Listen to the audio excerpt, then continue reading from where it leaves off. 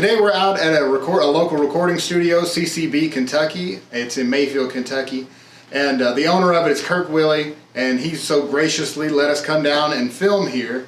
We were filming a live recording session with Miss Masterpiece.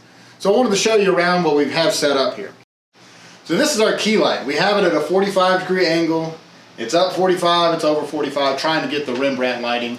And so this is a 300C, and we have it at 100%. It has the Aperture SE softbox on it, and we had to put the grid in it to keep the spill from going on the background too much. We tried it without it, and it washed it out completely.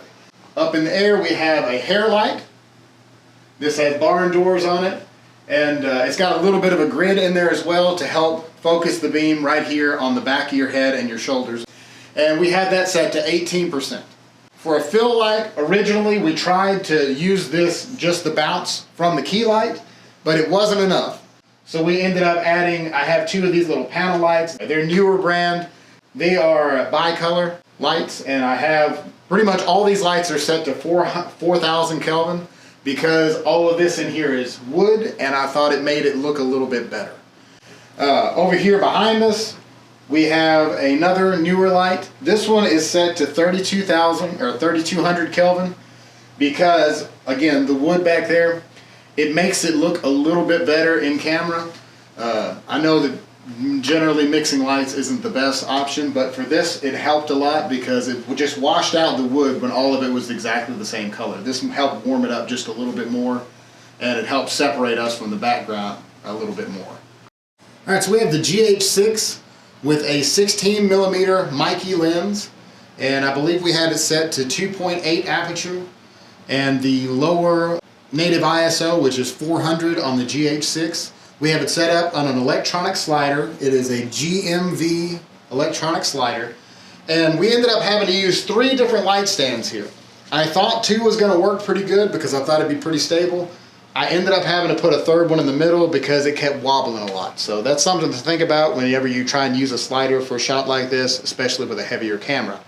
Up here in the back for a more of a close-up shot, we have our Zcam M4, and it has a 24-70 Canon lens on it.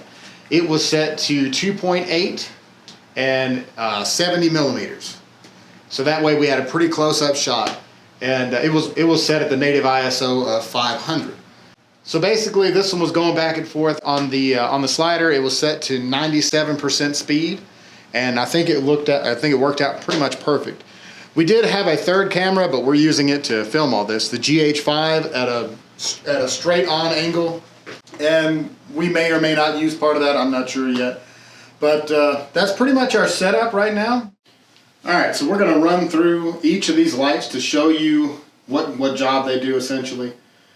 This is the same shot with just the key light.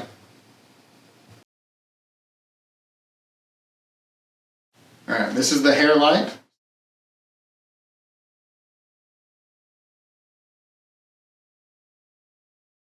Alright, so this is our background light.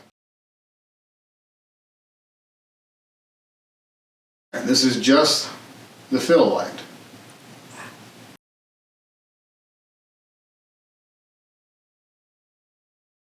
Okay, so now what we're going to do is we're going to turn on each of these one at a time. I'll start with a hair light, just the hair light.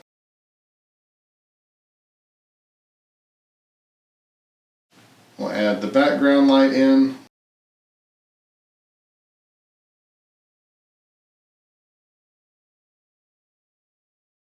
And here's with the bounce.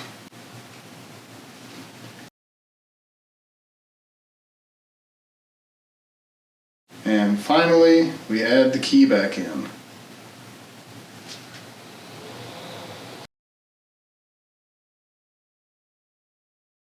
And as you can see, all of these lights play a pretty major role in how this look worked.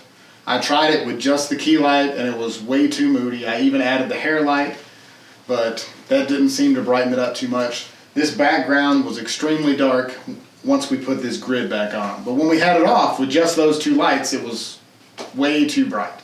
So in other words, you just kind of got to play around with it and hope for the best. I just wanted to show you guys the setup that we had and how it ended up looking, and I'll be sure and show you guys clips from the video so you all understand how all of those played together and gave us a beautiful look, I think.